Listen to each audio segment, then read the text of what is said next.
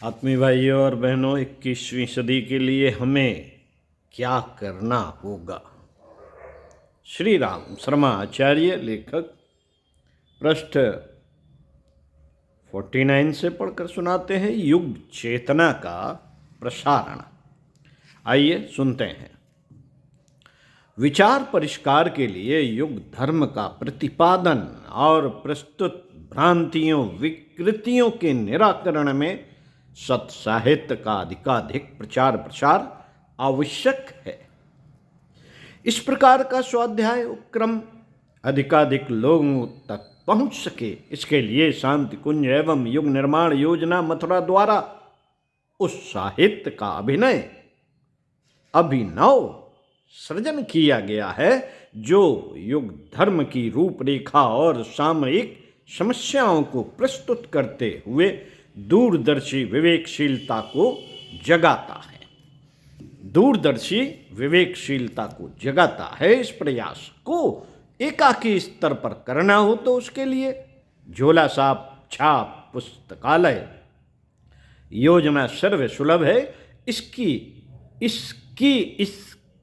लिए अपने संपर्क क्षेत्र में शिक्षितों के साथ संपर्क बढ़ाया जाए। उनकी अंतरात्मा को स्पर्श करने वाले युग साहित्य को एक छोटे झोले में लेकर उन तक पहुंचाया जाए। पढ़ने के लिए उन्हें घर बैठे वह साहित्य पहुंचाया व नियत अवधि में उसे पढ़कर वापस करने के लिए सहमत किया जाए। अपने देश की गरीबी, अशिक्षा और सत्साहित्य के प्रति अरुचि को देखते हुए यह आशा नहीं की जा सकती कि युग चेतना को प्रोत्साहन देने वाला साहित्य अभीष्ट मात्रा में लिखा, छापा और प्रकाशित किया जाएगा। विक्रेता भी ऐसे झंझट में क्यों हाथ डालें जिसमें उन्हें तत्काल संतोषजनक लाभ न होता हो। यह एक अवरोध है जिसके कारण नवोदित राष्ट्र को उपयुक्त दिशा निर्देशन प्राप्त करने के लिए अभीष्ट साहित्य उपलब्ध नहीं हो पाता। इसलिए शांत कुंज ने उपर्युक्त सभी पक्षों को अपने हाथ में लिया है और हर शिक्षित को पढ़ाने और अशिक्षित को सुनाने के लिए झोला पुस्तकालय योजना बनाई। झोला पुस्तकालय योजना बनाई तथा स्वयंसेवी समयदानियों द्वारा समग्र निष्ठापूर्वक चलाई है। इस प्रयास के अंतर्गत लाखों को घर बैठे बिना कुछ खर्च किए नवयुग का संदेश मिल रहा है। इस प्रयास का कुछ बड़ा रूप है ज्ञान रथ संचालन। युग साहित्य को युग देवता का संदेश प्रतीक मानते हुए उसे साइकिल के 2 पहिए वाली गाड़ी पर सुसज्जित रूप से इस स्तर का बनाया गया है कि बाहर से देखने वालों को एक छोटा देवालय सा प्रतीत होता है। उसे खींचते धकेलते हुए परिजन अपने क्षेत्र में शिक्षित नर नारियों तक झोला पुस्तकालय की भांति सत्साहित्य देने, पढ़ाने और वापस लेने का उपक्रम चलाते हैं और घर घर तथा जन जन तक अपनी पैठ बनाते हैं। आकर्षण भी अधिक रहता है और संपर्क भी अधिक बड़े क्षेत्र में अधिक लोगों तक बनता है। प्रज्ञा केंद्रों को अचल और ज्ञान रथों को चल प्रज्ञा मंदिर मानकर इस योजना को चलाया तो बहुत दिनों से सफलतापूर्वक जा रहा था, पर अब उसमें कुछ और नए एवं सशक्त उपकरण जोड़ दिए गए हैं जिनके कारण वह प्रज्ञा वाहन जिधर से भी गुजरता है उधर ही अच्छी खासी भीड़ जमा हो जाती है और ऐसी प्रेरणाएं मनोयोग पूर्वक हृदयंगम की जाती हैं जिनकी की इन दिनों नितांत आवश्यकता है। नितांत आवश्यकता है। नव निर्मित ज्ञान रथों में मोटर वाली छोटी बैटरी से चलने वाला टेप रिकॉर्डर और लाउड स्पीकर फिट कर दिया गया है। इस माध्यम से जन समुदाय को प्राण प्रेरणा झकझोरने वाला युग संगीत सुनने को मिलता है और छोटे छोटे किंतु सार गर्भित प्रवचन परामर्श सुनने को मिलते रहते हैं।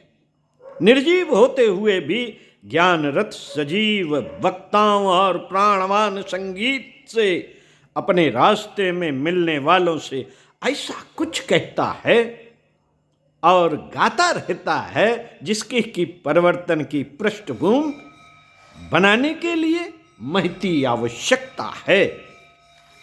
एक पूरे दिन में बैटरी की बिजली प्रायः खर्च हो जाती है और उसे नए सिरे से सशक्त बनाने के लिए इतना भर करना पड़ता है कि घर की बिजली के प्लग के साथ चार्जर उपकरण द्वारा उसे जोड़ दिया जाए। सवेरा होने से पहले बैटरी फिर दूसरे दिन का दायित्व पूरा करने के लिए पूरी तरह तैयार हो जाती है। पूरी तरह तैयार हो जाती है। इस प्रयास में बिजली का खर्च कुछ पैसों का ही बैठता है, जिसकी व्यवस्था बनाना इन ज्ञान रथ चलाने वालों में से किसी के लिए कुछ भी कठिन नहीं पड़ता। पिछले दिनों वाले ज्ञान रथ मात्र साहित्य का लाभ पहुंचाने के लिए झोला पुस्तकालय स्तर की सेवा साधना में निरत रहते थे, पर अब वे अपने छोटे कलेवर में दिन भर प्रवचन और गायन करते रहने पर भी न थकने वाला माध्यम संजोए रहने लगे हैं।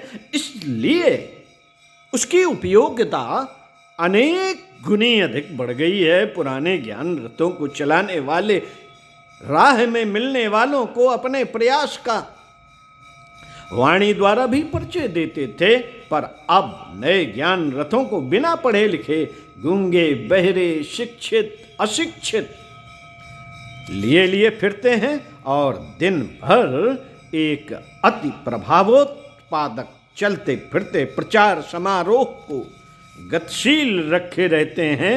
पुराने की तुलना में नए ज्ञान रथों की लागत तो कुछ बढ़ गई है, पर वह इतनी नहीं कि औसत नागरिक उसे अपनी सीमित सामर्थ्य में ही जुटा ना सके।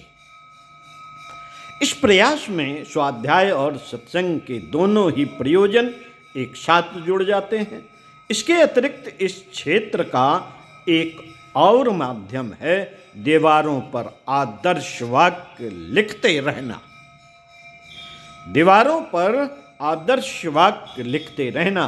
गेरू, काजल, नील, पीली, रामरज, मुल्तानी मिट्टी, खड़िया आदि को एक डिब्बे में डालकर बड़ी दवात के रूप में विनिर्मित किया जा सकता है और उसमें से बालों के कुछ ब्रुश या बांस जैसी किसी लकड़ी के उपकरण को कलम बनाकर जहां भी खाली दीवार दिख पड़े वहां हाथ साध कर सुंदर अक्षरों में आदर्श वाक्य लिखे जा सकते हैं, जिनसे उधर से रास्ता निकलने वाले व्यक्ति नजर डालते ही सामयिक प्रेरणाएं प्राप्त करते रह सकते हैं। नंबर 1, हम सुधरेंगे, युग सुधरेगा, हम बदलेंगे, युग बदलेगा। नंबर 2, नए नर और नारी एक समान, जाति वंश सब एक समान।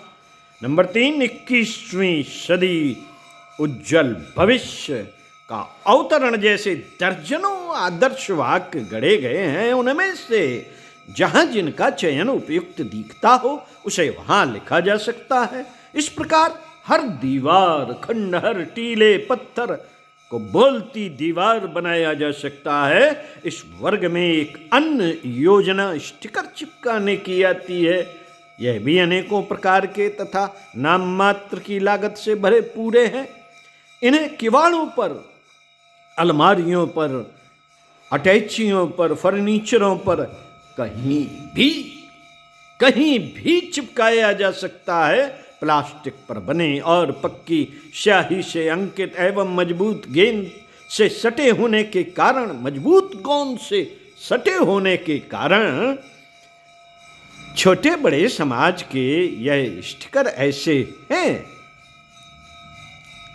छोटे बड़े साइज के यह स्टिकर ऐसे हैं जिन्हें वर्षों के लिए स्थायी रहने की स्थिति में चिपकाया जा सकता है। इनकी कीमत कुछ पैसे मात्र होने से हर किसी को खरीदने और घर सजाने के लिए सहमत किया जा सकता है।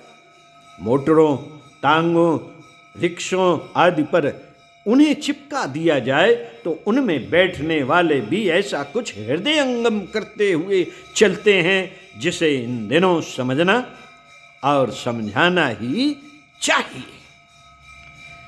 समझाना भी चाहिए, समझना भी चाहिए।